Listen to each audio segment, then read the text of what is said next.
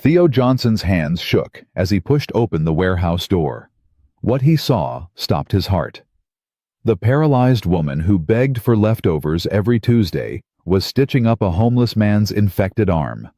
Blood on her gloves, lanterns casting shadows, 30 desperate faces watching.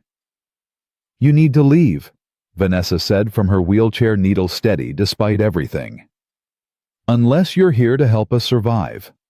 That's when Theo realized he'd been feeding an angel, not a beggar. And her secret was about to cost them everything. "I thought she was stealing from me." That's what Theo told the police 6 hours later. Blood on his shirt, sitting in that warehouse, wondering how his whole life had just changed. But let me take you back 3 months to the first Tuesday night. Vanessa Reed rolled into his diner and asked for something that would lead to this moment. Theo's diner sat on Payne Avenue in Cleveland, like the last candle in a blackout. Neon sign buzzing, vinyl booths patched with duct tape. The smell of coffee and bacon grease that had soaked into the walls over 40 years. 47 years old, widowed 3 years, single father to 12-year-old Trevor. The diner was all Theo had left after burying his wife Marie, and some mornings he woke up not sure if he was running a business or just hiding from the world in his dead father-in-law's restaurant. Marie had died slow. Pancreatic cancer. 18 months from diagnosis to funeral. She'd spent her last good weeks volunteering at the homeless shelter on East 55th, handing out blankets even when she could barely stand. "Suffering shouldn't be wasted, Theodore," she'd said, her voice already thin. "If my pain can teach me to see other people's pain, then it's not for nothing." Theo hadn't understood then. He was too angry at God, at doctors, at the insurance company that denied her the clinical trial that might have bought her another year. After she died, he sold their house, moved into the apartment above the diner with Trevor, and spent 3 years going through motions. Cook, serve, clean, sleep, repeat. Waiting for the day it would feel like living again instead of just not dying. Then on a Tuesday in early August, she walked in. Not walked. Rolled. Vanessa Reed. 36, but looked older. Thin in a way that said she'd been skipping meals for months. Wheelchair that squeaked like a dying bird. Dark circles under her eyes. But those eyes, they held something Theo recognized. The look Marie had in her last year. Purpose burning through exhaustion like a candle that refuses to go out even in a hurricane. It was 9:45. 15 minutes to closing. Last customer had left an hour ago. Theo was wiping down tables when he heard the squeak of her wheel. She didn't come to the counter. Just positioned herself by the kitchen door, hands folded in her lap, eyes on the floor tiles. Theo walked over. "Can I help you, ma'am?" "I'm sorry to bother you." Her voice was soft but steady. Not weak. There's a difference. "If you have any leftovers tonight, anything you were going to throw away, I'd be grateful for them." Theo's first instinct was to say no. He got panhandlers weekly. Most wanted cash.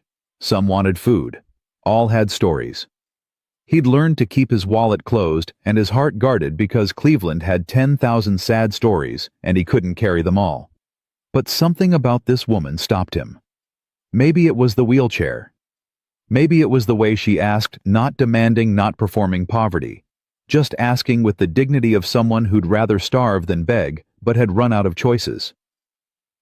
Maybe it was the ghost of Marie whispering in his memory.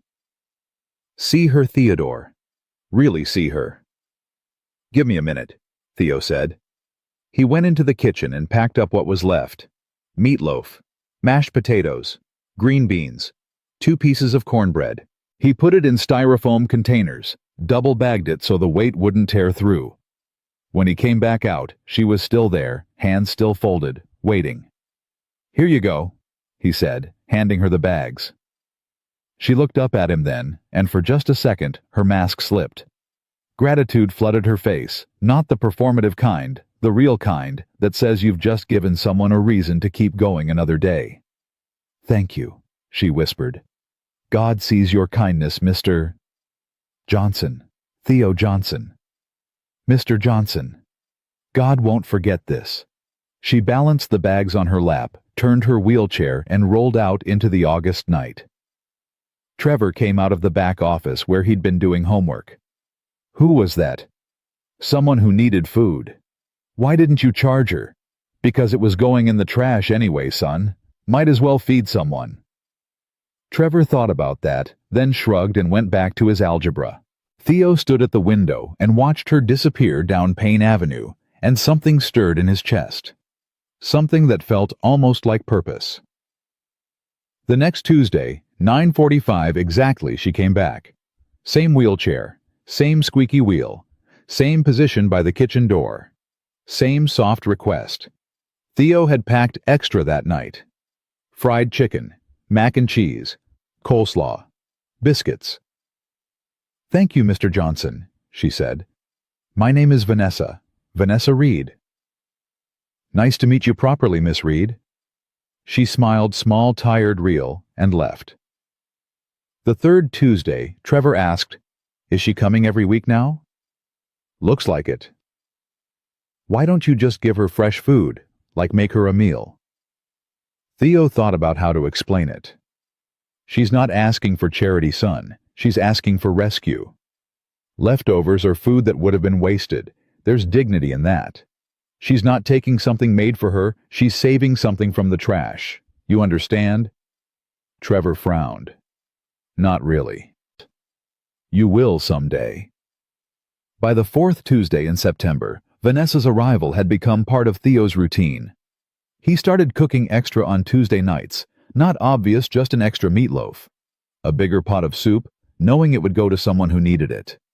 He never told her, never made it weird. Just packed up the leftovers, handed them over, and watched her roll back into the Cleveland darkness. He learned small things about her over those weeks. She never complained, never asked for specific food, never told him her story without being asked. Once in late September, when it started getting cold, he noticed her coat was too thin. Miss Reed, you got somewhere warm to stay? I'm fine, Mr. Johnson. Thank you for asking. That wasn't an answer, but Theo didn't push. In October, he noticed her hands starting to shake when she took the bags. Not from cold, from exhaustion that went deeper than sleep could fix. You all right? Just tired. Long day. You working? A pause. Then, something like that. The first Tuesday in November, everything changed. November 3rd. Temperature dropped to 32 degrees. Wind came off Lake Erie like it had knives in it. Theo had the heat cranked in the diner, but outside was brutal. Vanessa came at 9:45. Theo had her bags ready: turkey soup, fresh bread, apple pie. He'd made the pie that afternoon. Told himself it was for the display case, but he'd packed 3 slices for her. When she reached for the bags, her hands were shaking so bad she almost dropped them. Theo caught the bag before it fell, and that's when he saw it. Her coat had fallen open. Underneath, she wore scrubs. Faded, stained, but medical scrubs. A stethoscope hung around her neck tucked inside her coat, and on her wrist, visible now, bandages wrapped tight. Old blood had soaked through dark brown against the white gauze.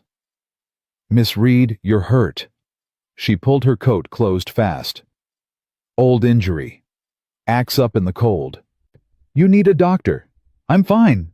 But her voice cracked. Thank you for the food, Mr. Johnson. God sees what you're doing. He'll remember when it counts. She left before he could ask anything else. Theo stood at the window watching her wheel down Payne Avenue, and every instinct Marie had trained into him over 22 years of marriage started screaming. Something was wrong, not dangerous wrong, but wrong in the way that meant someone was carrying a burden too heavy for one person and hadn't figured out they were about to collapse under the weight. Trevor, lock up. His son looked up from his phone. Where are you going? Just need some air. Dad, it's freezing. Lock up. I'll be back in 20. Theo grabbed his coat and stepped into the November cold. 2 blocks ahead, Vanessa's wheelchair caught the streetlight, then turned onto East 40th. He followed. She moved with purpose, not wandering. left on East 40th, right on Superior, deeper into the part of Cleveland where streetlights had been shot out years ago and nobody bothered replacing them, where abandoned factories lined the streets like tombstones for industries that had died before Theo was born. After 10 minutes, she stopped in front of Cleveland Metal Works. The building was 4 stories of dead brick, windows boarded or broken, graffiti covering the ground floor, a chain-link fence that had been cut open years ago. The kind of place you drove past fast with your doors locked. Vanessa looked left, looked right, careful practiced like she'd done this 100 times, then wheeled herself toward a side entrance. Theo's heart pounded. Was she homeless? Living in an abandoned warehouse. Jesus Christ, and he'd been giving her leftovers when she was probably sleeping on concrete floors. He waited until she was inside, then crossed the street and approached the door. It was cracked open, held in place by a brick wedged against the frame. Warm air leaked out, impossible because heat meant electricity, and electricity meant someone was paying bills on a building that should have been condemned a decade ago. Theo pushed the door open wider and stepped inside. The hallway was dark, except for a glow at the far end. Industrial hallway, concrete floors, peeling paint. He moved toward the light, his footsteps echoing. The smell hit him before the sight: antiseptic blood, unwashed bodies, and underneath it all, something that smelled like desperate hope, clinging to life with broken fingernails. He reached the end of the hallway and looked into the main warehouse floor. Time stopped. The warehouse had been transformed. Lanterns hung from chains bolted to the ceiling, casting warm light over rows of cots, 30, maybe more, filled with people. Homeless people. Sick people. A woman in her 20s rocking a baby with a fever.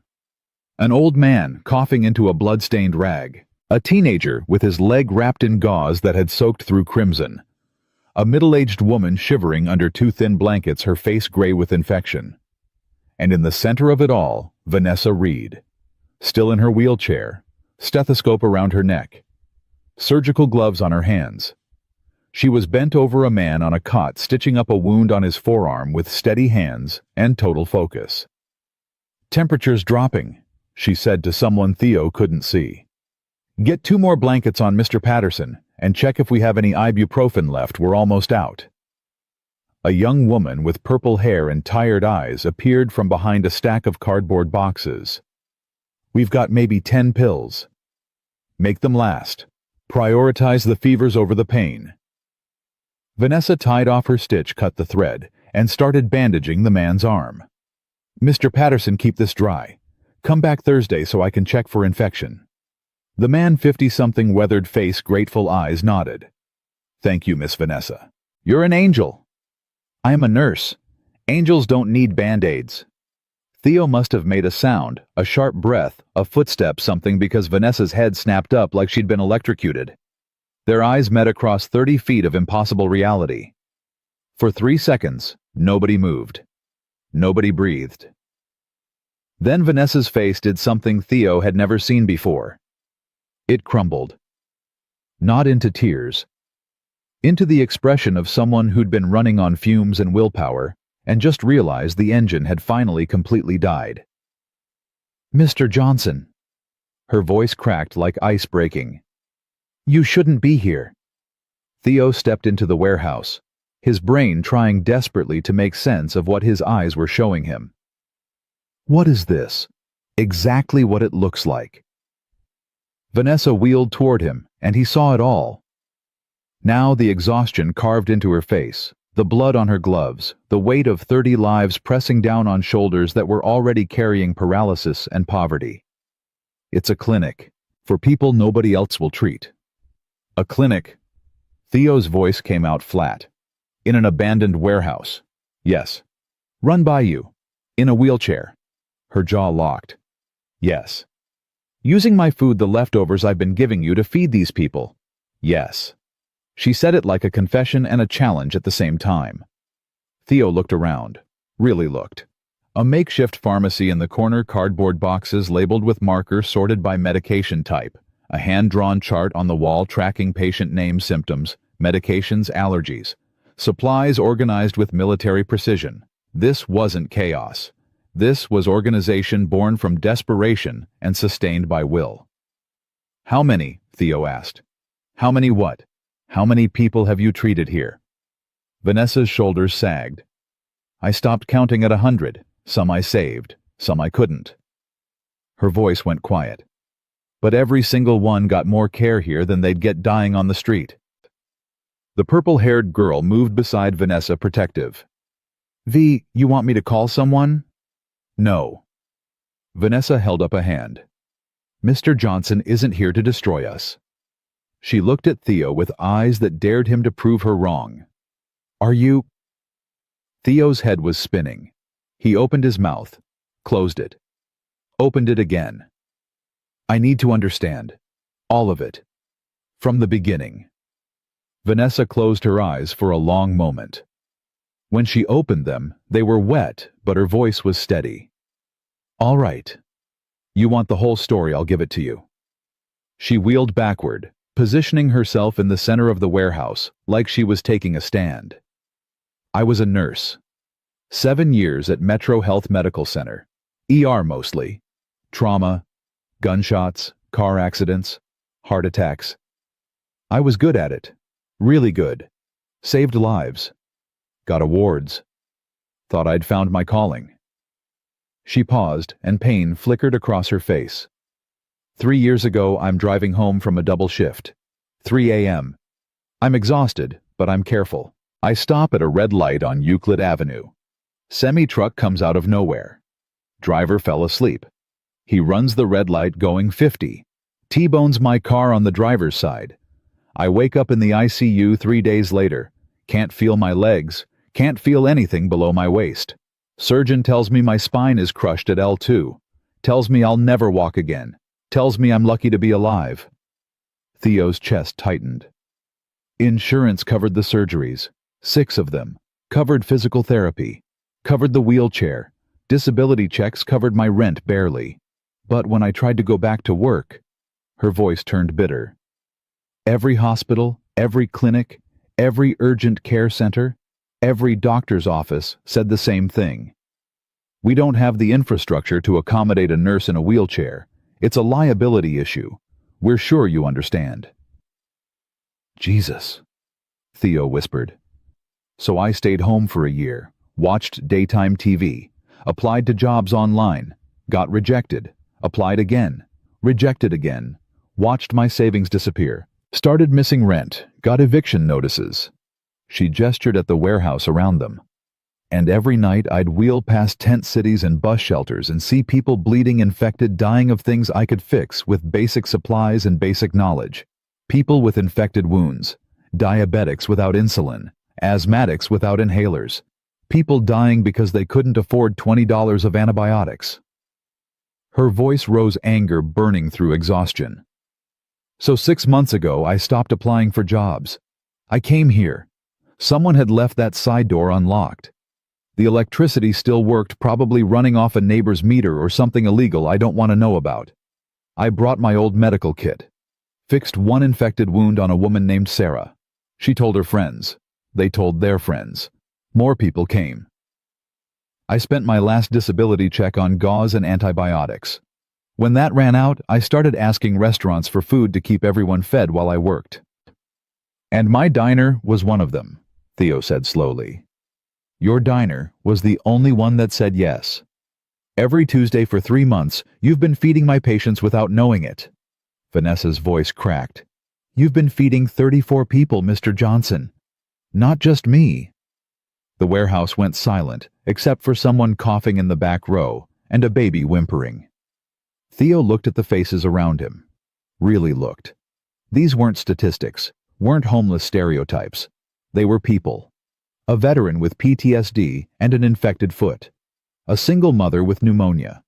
A teenager who'd aged out of foster care with nowhere to go. A grandfather with diabetes who couldn't afford insulin. And Vanessa Reed, paralyzed and penniless, was keeping them alive. This is illegal, Theo said quietly. Probably. Vanessa lifted her chin. Practicing medicine without a proper license. Trespassing. Maybe a dozen other violations I don't have the energy to worry about. She met his eyes, and fire burned there, the same fire Marie had in her last months, the refusal to surrender even when the war was lost. "So if you came here to report me, Mr. Johnson, then do it. Call the police. Shut us down. Send these people back to dying in alleys and under bridges. But I won't apologize for saving lives just because I do it from a wheelchair in an abandoned building." Silence crashed over the warehouse like a wave. Theo stood there, his mind racing through options, through consequences, through the question of what Marie would do if she were standing here instead of buried in Riverside Cemetery. And he knew. God help him, he knew exactly what she'd do. He pulled out his phone. Vanessa's face went pale. "I see." "No," Theo said. "You don't." He started dialing. "I'm not calling the police, Miss Reed. I'm calling for backup." He held up his phone. "My sister-in-law's a civil rights attorney. If anyone can figure out how to legalize this operation, it's her. And I'm calling my food supplier. You're not surviving on leftovers anymore. You're getting real supplies. Tonight." Vanessa's mouth opened. No sound came out. The purple-haired girl, Carmen, grabbed Vanessa's shoulder. "V, did he just—" "I think he did," Vanessa whispered. Theo was already on the first call. "Nina? It's Theo. I need you to come to Cleveland Metal Works on East 40th Street, right now. Bring every legal pad you own." His sister-in-law's voice was sharp with concern. "Theo, it's almost 11 at night. What's wrong?" "Nothing's wrong. Something's right. I just found someone who's been running an underground medical clinic for the homeless out of an abandoned warehouse, and we're about to make it legitimate." A pause. Then, "I'll be there in 15 minutes. Second call. Marcus, his food supplier. "Marcus, I need everything you've got that's about to expire. Canned goods, bread, produce, meat, everything. Delivered to East 40th and Superior, tonight." "Theo, brother, it's almost 11. I'll pay double, triple. I'll explain when you get here. Just trust me." Another pause. "You in some kind of trouble?" "No, but I found someone who needs help more than I need sleep. Will you come?" Marcus sighed. "Give me the address." Third call.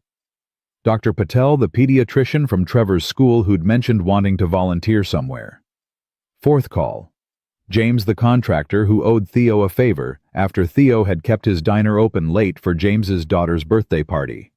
Fifth call. Pastor Raymond from Cleveland Avenue Baptist Church. Sixth call. Monica, a nurse who'd worked with Marie during her cancer treatment. By the time Theo finished making calls, Vanessa was crying silently in her wheelchair, tears running down her face without sound. "Why?" she whispered. "Why are you doing this?" Theo crouched down so they were eye to eye. "Because my wife spent her last year volunteering at homeless shelters, even when cancer was eating her alive. She died believing the world was good, believing people would choose kindness if you gave them the chance. And I've spent 3 years wondering if she was wrong." His voice caught. "Watching you save lives from a wheelchair in an abandoned warehouse, that's the first time since we buried her that I've believed she was right. So let me help. Please." Vanessa reached out and grabbed his hand. "Okay." 20 minutes later, Nina burst through the door like a force of nature. Briefcase in one hand, legal pads in the other, fire in her eyes. She looked around the warehouse at the patients at Vanessa at the makeshift clinic, held together with duct tape and determination. "Oh, hell yes," she said. She marched straight to Vanessa. "Nina Martinez, civil rights attorney. I'm going to need you to tell me everything. Every supply source, every patient interaction, every legal gray area. Then we're going to build a fortress of paperwork around this place so bulletproof that the city won't know whether to give you a fine or a medal. You ready?" Vanessa nodded, speechless. "Good. Start talking." While Vanessa talked, people arrived. Marcus pulled up in his delivery truck with 2 employees unloading crate after crate of food. Dr. Patel walked in, took one look around, and started examining patients. James the contractor began measuring walls and muttering about building codes. Pastor Raymond showed up with 10 members of his congregation carrying blankets and first aid supplies.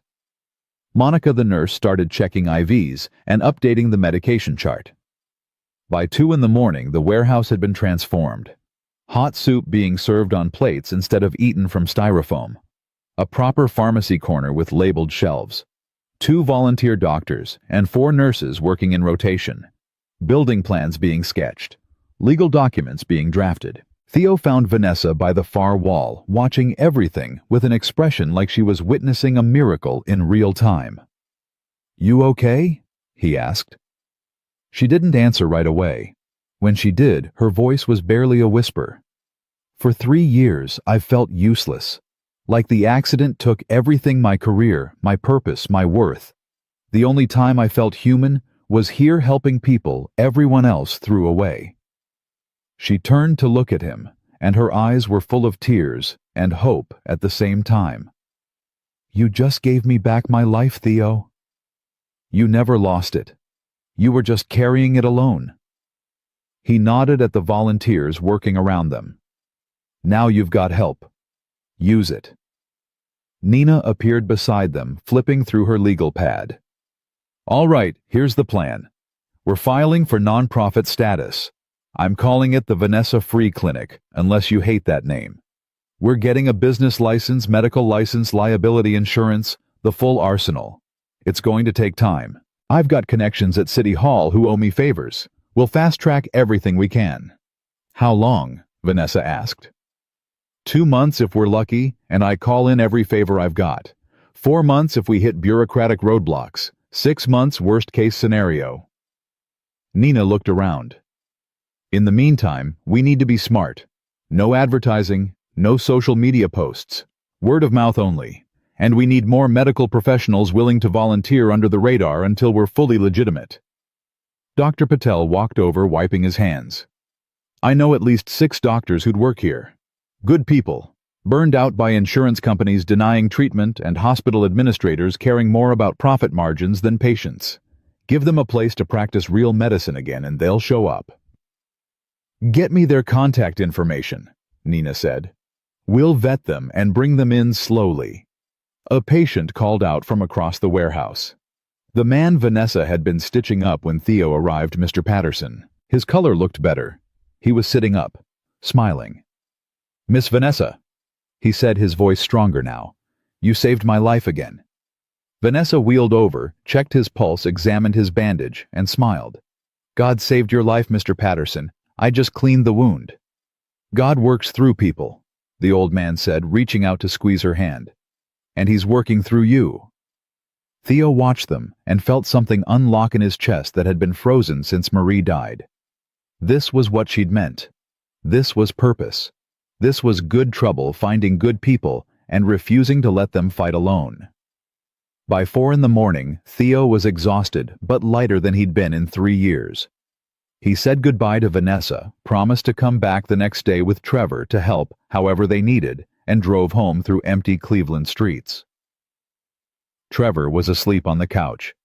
Theo covered him with a blanket, kissed his forehead, and climbed the stairs to his bedroom. On his nightstand, Marie smiled at him from their wedding photo. Young, healthy, full of the unshakable belief that goodness was stronger than suffering. "Found one baby," Theo whispered to the picture. "Someone fighting like you did. Someone who needs help. Thought you'd want me to show up for them." He knelt beside the bed, first time he'd prayed since Marie's funeral, and said, "God, if you're listening, protect that woman. Protect that clinic. Protect those people. Let something good grow from all this pain. And help me be the kind of man Marie thought I was." He climbed into bed and fell asleep within minutes. Across Cleveland, in an abandoned warehouse that wasn't abandoned anymore, Vanessa Reed fell asleep in her wheelchair for the first time in months without nightmares because she finally wasn't alone. But at 6:15 in the morning, Theo's phone screamed him awake. Carmen's voice shaking with panic. "Theo, you need to come back. Right now." A building inspector just showed up with 2 police officers. They're saying we've got 1 hour to evacuate before they condemn the building and arrest everyone inside for trespassing. Vanessa chained herself to the pharmacy shelves. She's refusing to leave. Theo, they're going to drag her out and throw her in jail and let these people die on the street. Please, we need you. Theo was already pulling on his pants. I'm coming. Don't let them take her. I'm 5 minutes away. He grabbed his keys, ran down the stairs, and burst out into the November morning. The war for the Vanessa Free Clinic had just begun, and Theo Johnson was about to discover that saving lives was the easy part. Keeping them saved was going to cost everything. Theo hit 50 miles an hour down Payne Avenue, running 2 red lights he pretended not to see. His phone was on speaker. Carmen's panicked voice filling the truck. They're saying it's illegal operation of a medical facility. Trespassing. Unlicensed practice. Theo, there's a police sergeant here talking about arrests. Don't let them touch her. Tell Vanessa I'm 2 minutes out. He could hear shouting in the background. A man's voice, official and cold. Ma'am, you need to unlock those chains right now, or I'm adding obstruction to the charges. Then Vanessa's voice steady despite everything. You'll have to drag me out. These people need care, and I'm not abandoning them. Theo slammed on the brakes outside Cleveland Metalworks. The scene was worse than he'd imagined. 2 police cruisers parked sideways across the entrance. A city vehicle with building inspector printed on the door. And standing in front of the warehouse, a small crowd. Carmen, Dr. Patel, 3 patients who'd been inside, all looking terrified. Theo jumped out of his truck and ran toward the door. A police officer stepped in front of him. Young guy, maybe 25, hand on his belt. Sir, you can't go in there. Building's being condemned. That's my clinic. Your clinic. The officer's eyebrows went up. You're aware this is an abandoned building, right? Illegal occupancy, unlicensed medical practice. I'm aware you're about to throw a paralyzed woman in jail for saving lives. Theo's voice came out harder than he intended. Now get out of my way, or arrest me too. The officer blinked, caught off guard. A voice called from inside the warehouse. Let him through, Officer Matthews. The officer stepped aside. Theo pushed through the door. Inside, the morning light coming through the broken windows made everything look worse. What had seemed organized and hopeful at 2 a.m. now looked exactly like what it was, a desperate operation running on fumes in a building that should have been demolished years ago.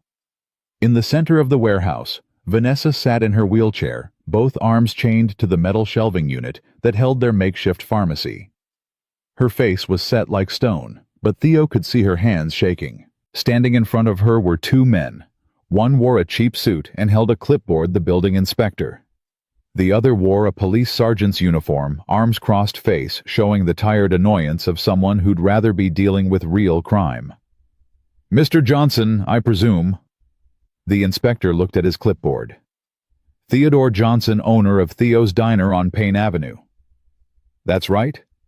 You're aware this building is condemned property, that operating any kind of facility here is illegal.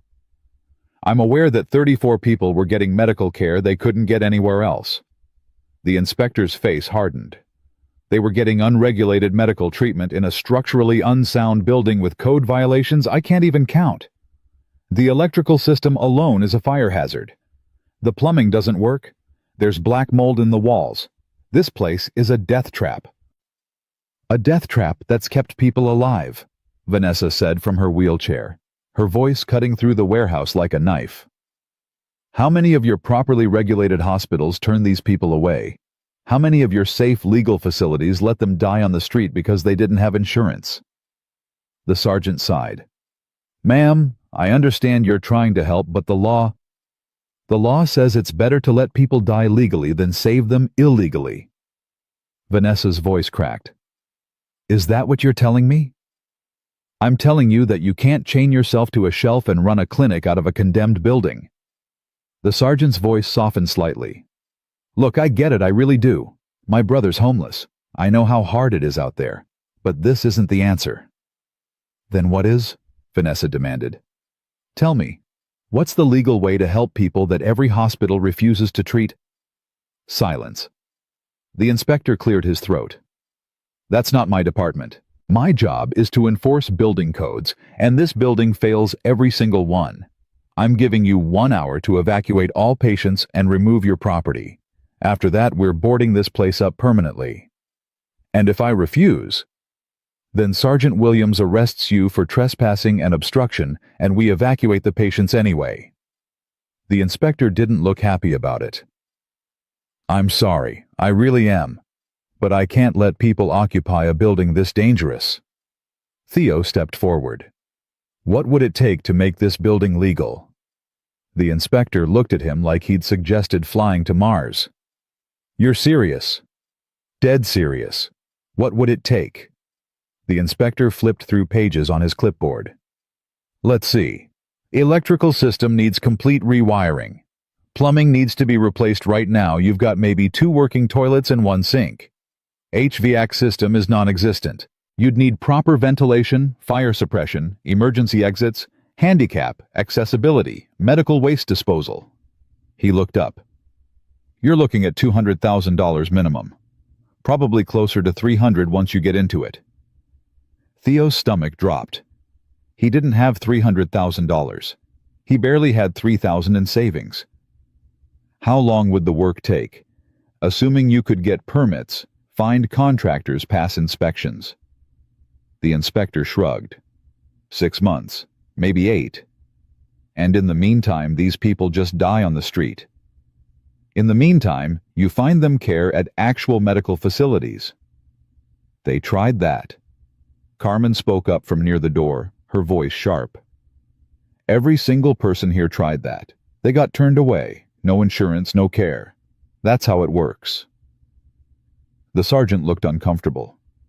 There are free clinics with 6-month waiting lists. Dr. Patel interrupted. He'd come inside during the conversation. I volunteer at 3 of them. They're overwhelmed. People die waiting for appointments. The inspector rubbed his face. Look, I don't make the rules. I just enforce them. And the rules say this building is condemned. I'm giving you until noon. After that, anyone still inside gets arrested. He turned and walked toward the door. The sergeant lingered for a moment, looking at Vanessa. Ma'am, please unlock those chains. Don't make this harder than it has to be. Vanessa's jaw was set. I'm not leaving. Then I'll have to arrest you. So arrest me. Theo moved between them. Sergeant, give us a minute, please. The sergeant looked at him, then at Vanessa, then sighed. You've got 5 minutes. Then I'm coming back with bolt cutters. He walked out. The moment the door closed, Theo turned to Vanessa. Unlock the chains. No. Vanessa. No. Her voice was steel. I spent a year feeling useless, worthless. Like my life ended when that truck hit me. Then I found this place and these people and a reason to keep breathing. I'm not walking away. She caught herself. I'm not rolling away just because some bureaucrat says the building isn't up to code. They'll arrest you. Let them. And then what? You think you can run a clinic from jail? You think these people get care when you're locked up? That landed. Vanessa's face crumpled slightly. Theo knelt beside her wheelchair. Listen to me. This isn't over. We're not giving up. But we need time. Time to get permits to raise money to do this right. If you get arrested, you're done. They'll use it against you when we apply for licenses. You'll never practice medicine legally again. I'm not practicing legally now. But you could be. Nina's working on it. We just need time. Vanessa's eyes filled with tears. These people don't have time, Theo. Mr. Patterson's infection will come back in a week without antibiotics. Sarah's baby needs breathing treatments every 6 hours. Michael's diabetes. Her voice broke. Time is the one thing they don't have. Then we buy them time. We move them somewhere safe. We find temporary solutions while we fix this building. But we do it smart, not by getting you arrested. Carmen came over, putting her hand on Vanessa's shoulder. V, he's right. You can't help anyone from a cell. Dr. Patel nodded. My clinic's small, but I can take 5 or 6 patients. I know other doctors. We'll spread them out. Keep everyone safe until we can reopen here. Vanessa looked around the warehouse at the people she'd saved, the clinic she'd built from nothing, the purpose she'd found in the ruins of her old life. Tears ran down her face. "I don't have keys," she said quietly. "I threw them in the corner somewhere." Carmen found them in 30 seconds. By the time Sergeant Williams came back, Vanessa was unchained and sitting with her patients explaining what was happening. Some cried. Some nodded with the tired acceptance of people used to losing everything. All of them thanked her. "You're an angel, Miss Vanessa," Mr. Patterson said, gripping her hand with both of his. "I'm just a nurse who got stubborn," she replied, forcing a smile. The evacuation took an hour. Dr. Patel loaded 5 patients into his car. Pastor Raymond arrived with a church van and took 8 more to the Cleveland Avenue Baptist shelter. Marcus showed up with his truck and drove 4 to a free clinic on the east side. Carmen organized phone numbers and medication schedules, making sure everyone knew where to go for follow-up care. By 11:30, the warehouse was empty, except for Theo, Vanessa, Carmen, and the supplies they'd packed into cardboard boxes. The inspector walked through one last time, checking rooms. He stopped in front of Vanessa. "For what it's worth," he said quietly, "my daughter has cerebral palsy. Can't get proper care because insurance won't cover her therapy. I know the system's broken." He paused. "Get the permits. Fix the building. Do it right. I'll fast-track your inspections where I can." He left without waiting for a response. Sergeant Williams was the last to go. He stood at the door looking at Vanessa.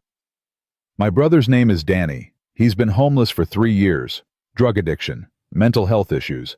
I've tried everything." He pulled out his wallet and handed Vanessa a business card. "When you reopen, and I hope you do call me, I'll make sure Danny knows where to find you." Then he was gone too. The warehouse fell silent. Vanessa sat in her wheelchair, staring at the empty cots, the abandoned pharmacy shelves, the dream that had just been ripped away. 6 months, she said, her voice hollow. "Maybe 8. You heard him." "We'll make it 4, Theo said. "With what money?" $300,000. She laughed bitterly. "I've got $200 in my bank account. You run a diner, not a corporation. Where are we supposed to get that kind of money?" "We'll figure it out." "How?" Theo didn't have an answer. His phone rang. Nina's name on the screen. "Tell me you've got good news," Theo said. "Depends on your definition. I filed for nonprofit status last night. Expedited processing.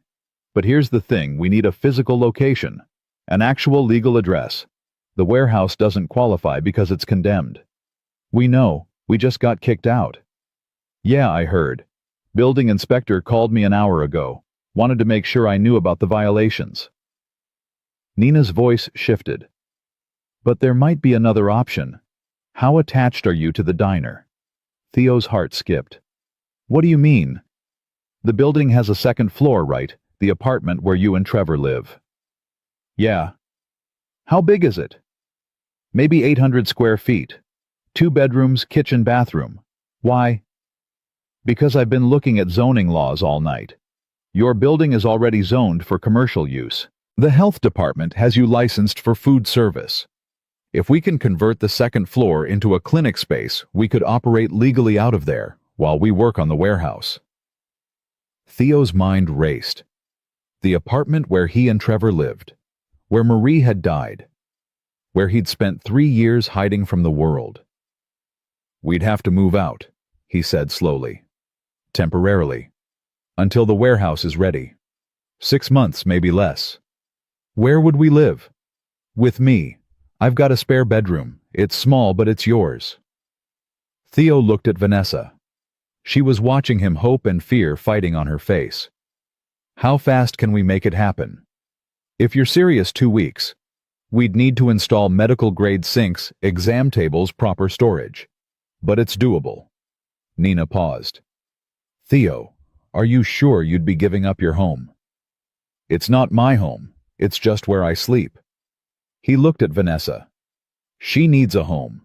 These people need a home. Let's give them one." Vanessa's hand went to her mouth. Theo, I can't ask you to. You're not asking, I'm offering. Carmen let out a sound between a laugh and a sob. Are you serious right now? Dead serious. Theo looked at his phone. Nina, do it. File whatever paperwork you need. We're converting the apartment. You're a good man, Theodore Johnson. I'm just a man who found something worth fighting for. He hung up. Vanessa wheeled over to him, grabbed his hand. Thank you. I don't know how to thank you enough. Don't thank me yet. We still need $300,000 to fix the warehouse. One problem at a time, Carmen said. Right now, let's focus on getting the diner clinic running. They spent the next hour loading supplies into Theo's truck. Medications, bandages, the hand-drawn patient charts, everything that could be saved. As they worked, Vanessa told stories. About Mr. Patterson, who'd been a factory worker before the plant closed. About Sarah, the young mother, whose boyfriend had left when the baby got sick. About Michael, the diabetic veteran, who'd lost his benefits over a paperwork error and couldn't afford his insulin. They're not statistics, Vanessa said, carefully packing syringes into a box. They're people with names and stories and families. They just got lost in the cracks. Then we'll pull them out, Theo said. By 1 p.m. the truck was loaded. They stood in the empty warehouse one last time. We'll be back, Theo promised. This building will be a real clinic, legal, safe. Everything these people deserve. I believe you, Vanessa said quietly. They drove to the diner. Trevor was waiting outside, confused and worried. Dad, what's going on? Carmen called and said something about police. Long story, son. Come inside. We need to talk. They sat in a booth. Theo, Trevor, Vanessa, and Carmen and Theo explained everything. The warehouse, the eviction, the plan to convert the apartment into a temporary clinic. Trevor listened without interrupting. When Theo finished, his son was quiet for a long moment. So we're moving in with Aunt Nina. For a few months, until we can afford to fix the warehouse. And we're turning our apartment into a hospital. A clinic, not quite a hospital. Trevor looked at Vanessa. The lady who asks for leftovers every Tuesday. That's me, Vanessa said softly. Trevor thought about it. Then he stood up, walked to the counter, and came back with a jar. The tip jar from the register. He dumped it on the table. Mostly singles and quarters, maybe $80 total. For the clinic, Trevor said. It's not much, but it's a start. Vanessa's eyes filled with tears. Thank you, Trevor. My mom used to say that helping people is never a waste of time. Trevor's voice was steady, but his eyes were wet. I think she'd like what you're doing. Theo pulled his son into a hug, holding him tight. Over the next 2 weeks, Theo's life became a blur of permits and contractors and supply orders. Nina filed paperwork with the city. James, the contractor, transformed the apartment, tearing out the bedroom walls and installing medical sinks and exam stations. Dr. Patel coordinated with other volunteer doctors, setting up schedules. Pastor Raymond's church collected donations, not much, but enough to buy basic equipment. Theo and Trevor moved into Nina's spare bedroom. It was cramped and awkward, but it worked. On a Friday afternoon, 2 weeks after the eviction, the health department inspector came to the diner. She was a stern woman in her 50s, who'd probably seen every scam and shortcut in the book. She spent 3 hours going through the converted apartment with a clipboard, checking sinks, testing outlets, measuring square footage, taking photos. Theo, Vanessa, and Nina waited downstairs in the diner, barely breathing. Finally, the inspector came down. You pass, she said simply. Conditional license for a free clinic, renewable in 6 months pending inspection. You can open Monday. Vanessa burst into tears. Nina pumped her fist in the air. Theo just stood there, feeling 3 years of grief and darkness finally crack open to let in light.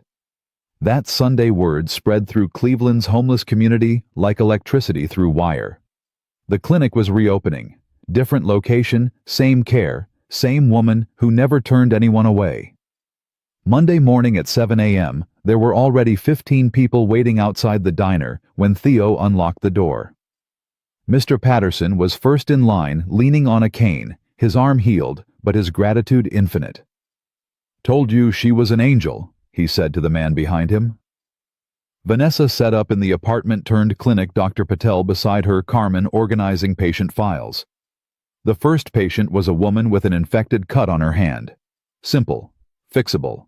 The kind of thing that should never require a miracle, but in America's broken healthcare system often did. Vanessa cleaned the wound, prescribed antibiotics, bandaged it carefully. "No charge," she said. "Come back in 3 days so I can check it." The woman cried. By noon they'd seen 20 patients. By 3 p.m. 30. By closing time at 6 p.m., they'd treated 42 people. Exhausted, Vanessa wheeled herself downstairs to the diner, where Theo was closing up for the day. "How'd it go?" he asked. "We saved some lives today," she said simply. "Good." They sat in comfortable silence for a moment. "Theo," Vanessa said quietly, "why are you doing this? Really? You didn't know me. You didn't owe me anything. You gave up your home. Why?" Theo thought about Marie, about her last words to him in the hospital. "Don't waste the love I'm leaving behind. Give it to someone who needs it. Because you reminded me what my wife looked like," he said. "Stubborn, fierce, refusing to surrender even when the world said she should. And because maybe helping you is how I finally figure out how to help myself." Vanessa reached across the table and took his hand. Neither of them moved for a long time. Outside, Cleveland moved through its evening. Cars passed. People walked home from work.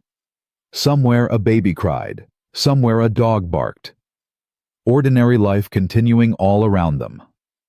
But inside the diner, something extraordinary was beginning. 2 broken people, a widower and a paralyzed nurse, building something that refused to let brokenness be the end of the story. The clinic ran 5 days a week, treating hundreds of patients a month, saving lives that the system had declared too expensive to be worth saving. But the warehouse sat empty, condemned, waiting. $300,000 might as well have been $3 million. Then one Tuesday evening in December, 6 weeks after the clinic opened, a man walked into the diner. He was in his 50s, expensive suit, the kind of face you see in corporate boardrooms. "I'm looking for Vanessa Reed," he said. Theo's protective instincts flared. "Who's asking?" "My name is David Chen. I'm a hospital administrator at University Hospitals, and I'd like to talk to Miss Reed about a very large donation." Theo's heart stopped. "She's upstairs. I'll get her." 5 minutes later, Vanessa sat across from David Chen in a diner booth, Theo beside her. "Miss Reed," David said, "3 months ago you treated a homeless man named Robert Patterson for an infected arm." Vanessa's eyes widened. "Mr. Patterson? Yes. He came to the warehouse clinic. How do you know?" "Robert Patterson is my uncle." David's voice caught. "He disappeared 4 years ago after my aunt died. Mental health crisis. We searched for him, filed missing persons reports. Nothing. Then 2 weeks ago he showed up at my parents' house. Clean, sober, healthy. Said an angel in a wheelchair saved his life and helped him get into rehab." Vanessa's hand went to her mouth. "I didn't believe him at first," David continued. "Thought it was delusion. But he had your name, the address of the warehouse. So I investigated, found out about the clinic, about the eviction, about this place." He pulled an envelope from his jacket and placed it on the table. "This is a cashier's check for $350,000 for the warehouse renovation." Dead silence. Vanessa stared at the envelope like it might vanish if she touched it. "I can't accept this," she whispered. "You already did. You gave me back my uncle. This is just returning the favor." "But this is you getting the building you need to keep saving people like Uncle Robert." David stood. "Get your warehouse fixed, Miss Reed. Hire the contractors. Buy the equipment. Build something that lasts. And when you open, I'm putting you in touch with every hospital administrator I know, because what you're doing matters." He walked out before anyone could respond.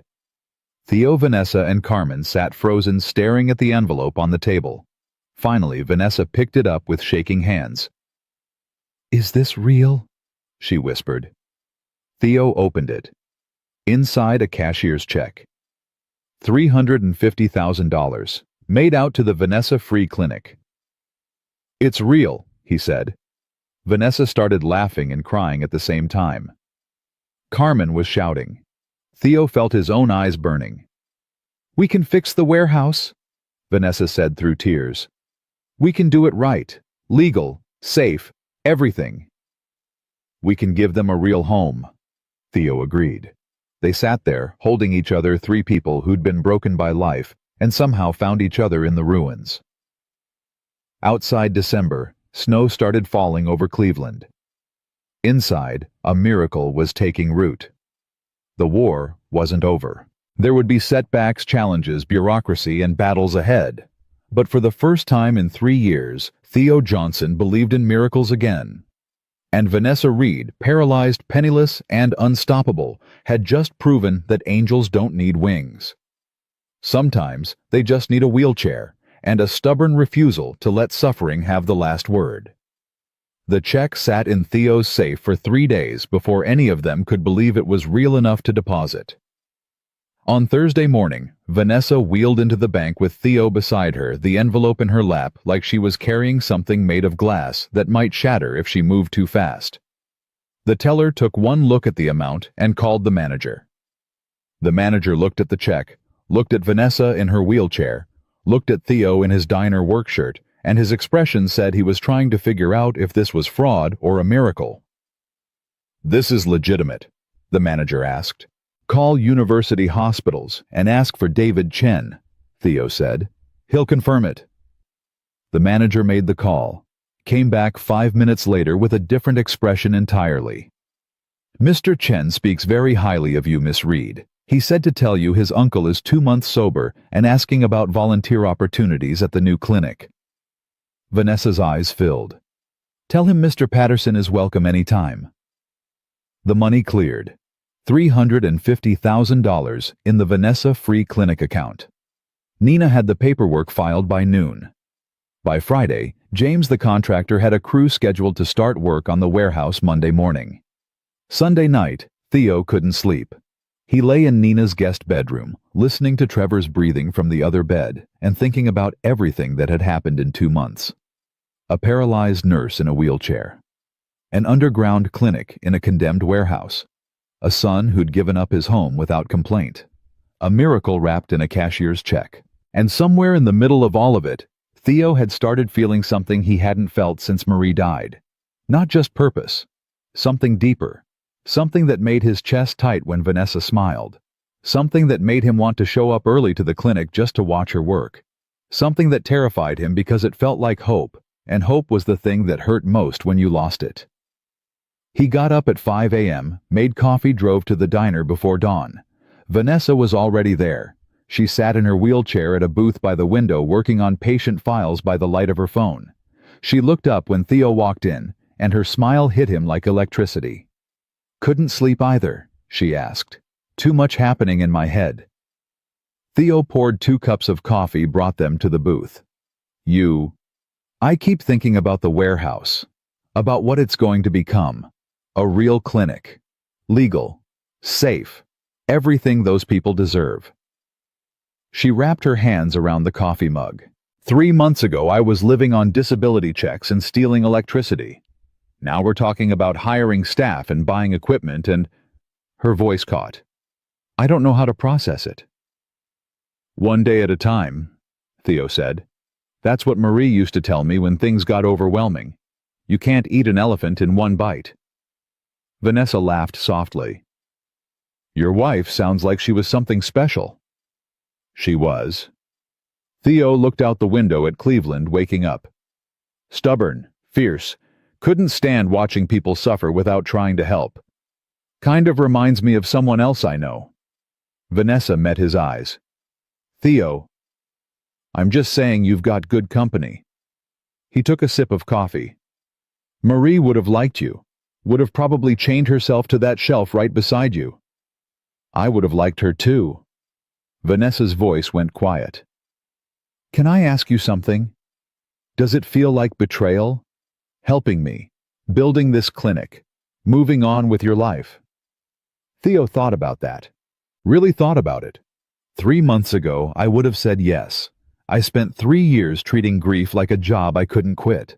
Like if I stopped hurting, I'd be dishonoring her memory. He looked at Vanessa. But you know what I think now. I think Marie would be furious if she knew I'd spent 3 years just existing instead of living. She spent her last year giving everything she had to help people. The best way I can honor that is to do the same. By helping a broke paralyzed nurse run an illegal clinic. By helping a brilliant stubborn woman save lives nobody else will save. Theo reached across the table and took her hand. You're not a charity case, Vanessa. You're the most remarkable person I've met since my wife died, and helping you doesn't feel like betrayal. It feels like finally remembering how to be the man she married. Vanessa's eyes were wet. I don't know what to say. Don't say anything. Just let me keep showing up. They sat like that, hands clasped across the table, until the sun came up over Cleveland and the city started moving around them. Monday morning, James and his crew arrived at the warehouse with trucks full of equipment. Theo closed the diner for the day and met them there. Vanessa came too, Carmen pushing her wheelchair over cracked sidewalk.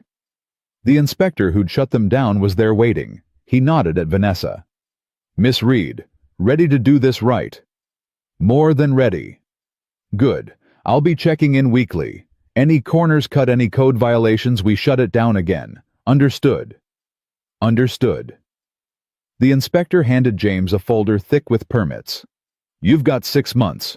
Make them count. The renovation was brutal. Electrical work took 3 weeks. Turned out the wiring was even worse than they'd thought, corroded and dangerous and held together mostly by prayer. The plumbing was a nightmare. They had to jackhammer through concrete to install new pipes. The HVAC system required cutting holes in the roof. Every day brought new problems, new costs, new delays. But the check David Chen had written was enough to cover it all barely. James worked magic, calling in favors from subcontractors, buying materials at cost, putting in extra hours without charging for them. Why are you doing this? Theo asked him one afternoon in February, watching James rewire an electrical panel in the freezing warehouse. My daughter's got type 1 diabetes, James said without looking up. Last year her insulin cost went from $300 a month to $900. Insurance only covers half. I'm a contractor, and I can barely afford to keep her alive. What are people supposed to do when they can't afford their own lives? He finished connecting a wire. So yeah, I'll work cheap for a clinic that won't turn people away because they're poor. Someone's got to fix this broken system. By March, the warehouse had walls and working toilets and lights that didn't flicker. By April, they had exam rooms and a pharmacy and a waiting area with actual chairs instead of cots. By May, they had everything except the final inspection. The health department sent the same stern woman who'd approved the diner clinic. She spent 2 full days going through every room with her clipboard, and Theo, aged 10 years, watching her check boxes and frown at corners and take photos of things he couldn't identify. On the second day, she found Vanessa in what would become the main exam room. Miss Reed, can I ask you something? Of course.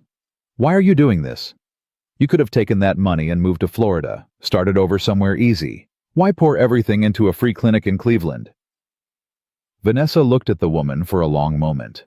Because 3 years ago, a truck driver fell asleep and crushed my spine, and every hospital in this city told me I was too broken to be worth hiring. I spent a year feeling worthless. Then I found people who were hurting worse than me, and helping them made me feel human again. She gestured at the warehouse around them. This place isn't charity. It's proof that being broken doesn't mean being useless. That's why I'm doing this. Because everyone deserves to feel like they matter. The inspector's face softened. She made a note on her clipboard. You pass. Conditional license pending final fire marshal inspection. If he signs off, you can open in 2 weeks. Vanessa grabbed Theo's hand so hard, her knuckles went white. The fire marshal came 3 days later, checked the sprinklers, the exits, the fire extinguishers, signed the paperwork without drama. "You're good to go," he said. "Try not to burn the place down." Nina filed the final documents with the city. Dr. Patel coordinated with 10 volunteer doctors who'd agreed to work rotating shifts. Pastor Raymond's church donated furniture. Marcus delivered enough medical supplies to stock 3 clinics. Monica the nurse recruited 4 other nurses willing to volunteer 20 hours a week. The Vanessa Free Clinic was real, legal, ready. They set the opening for Saturday, June 1st. Warm morning, bright sky, the kind of day that felt like a promise. Theo stood outside the warehouse at 6 a.m. watching volunteers arrive. Dr. Patel with his medical bag. Carmen with coffee for everyone. James, the contractor who'd built this place with his own hands. Pastor Raymond with 20 church members ready to help register patients. Monica and her nurses setting up exam rooms. Nina with a camera to document everything. And Vanessa wheeling herself up the ramp they'd installed at the entrance, looking at the building that had gone from condemned ruin to functioning clinic in 6 months. "You ready?" Theo asked her. "I've been ready for 3 years." She looked at him. "Thank you. For believing in this. For believing in me. Thank you for giving me something to believe in."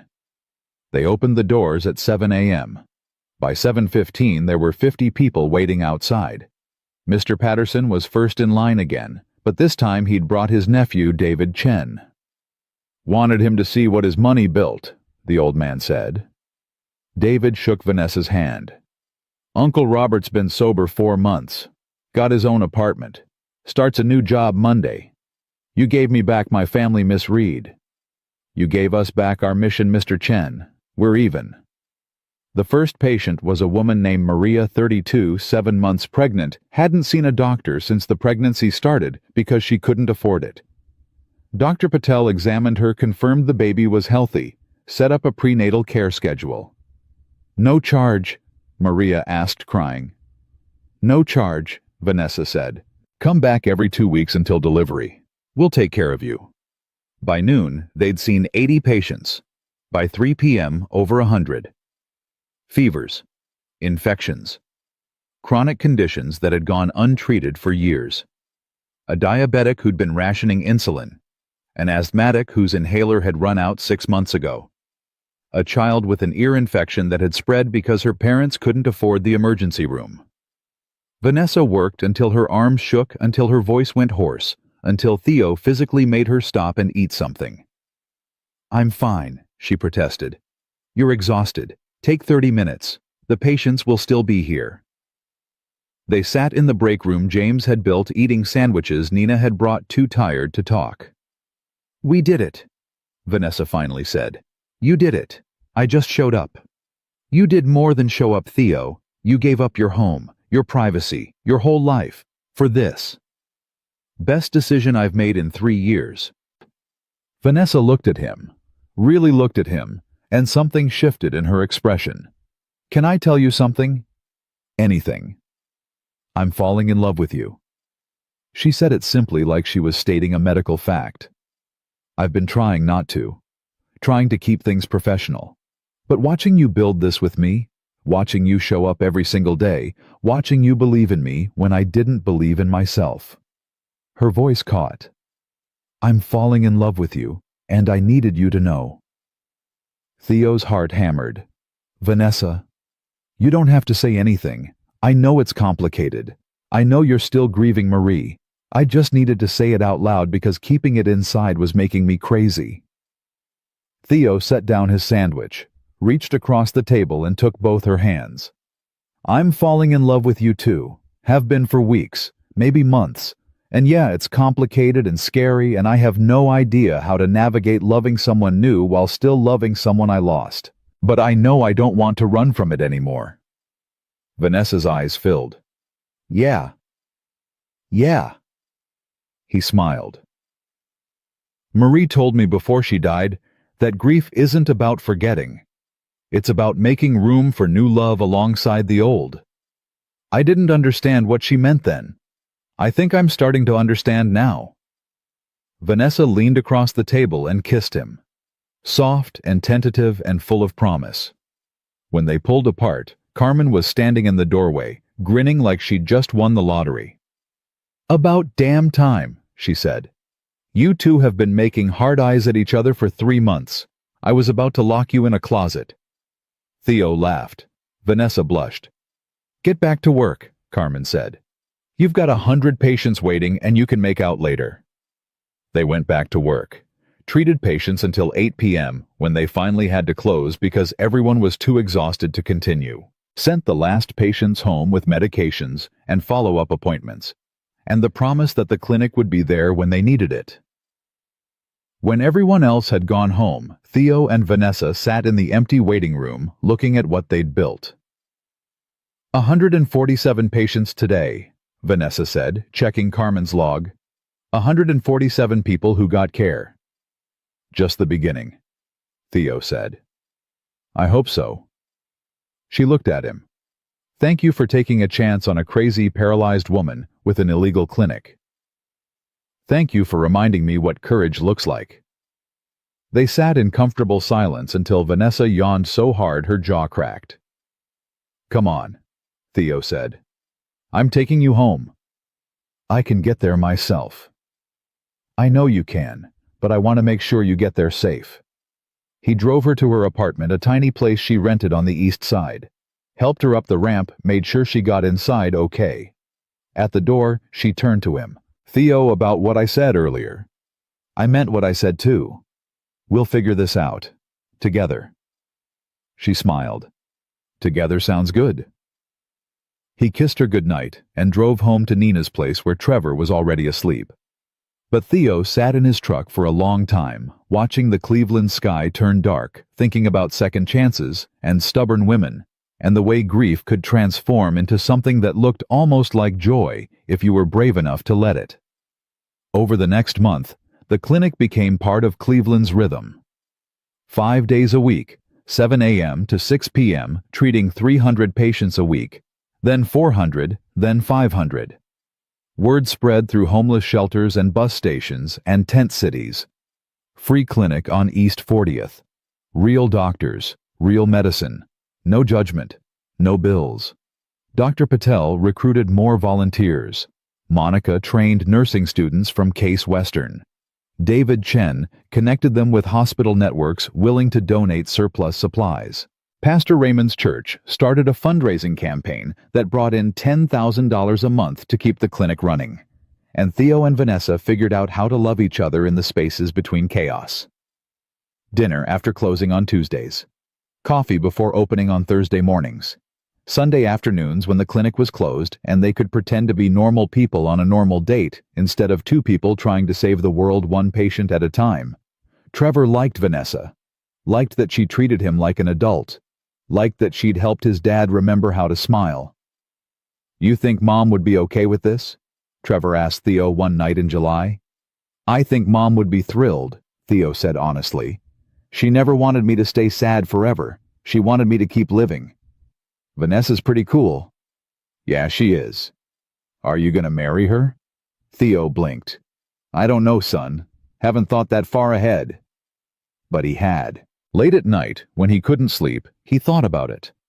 Wondered what it would be like. Wondered if loving someone new meant being disloyal to someone dead. Wondered if he was ready.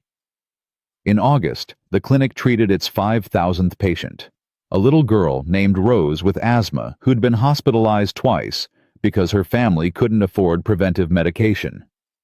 Vanessa got her set up with inhalers and a care plan and watched the mother cry with relief.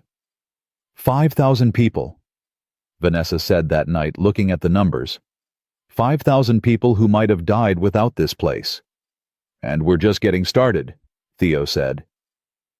They were sitting on the loading dock behind the warehouse watching the sun go down.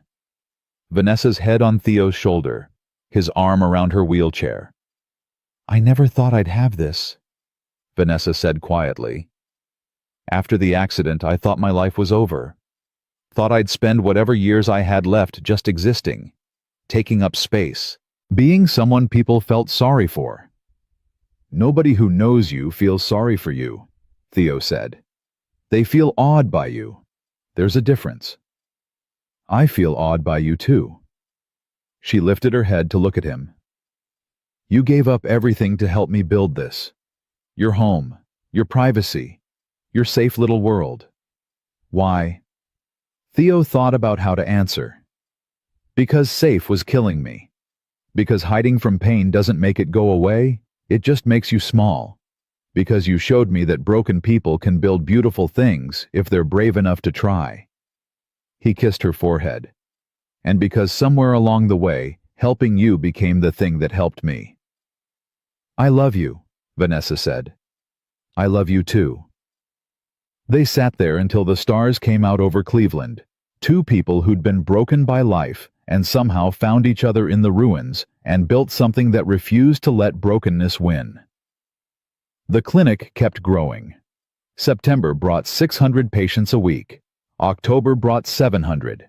They hired Carmen full-time as office manager, brought on 2 medical assistants, added Saturday hours.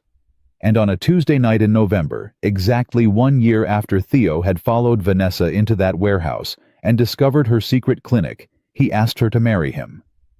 They were closing up the clinic, last patient gone, volunteers heading home, just the two of them in the waiting room that had once been an empty warehouse floor. Vanessa Reed, Theo said, kneeling beside her wheelchair. You're the most stubborn, brilliant, infuriating, inspiring woman I've ever met. You saved my life by letting me help save yours. Will you marry me?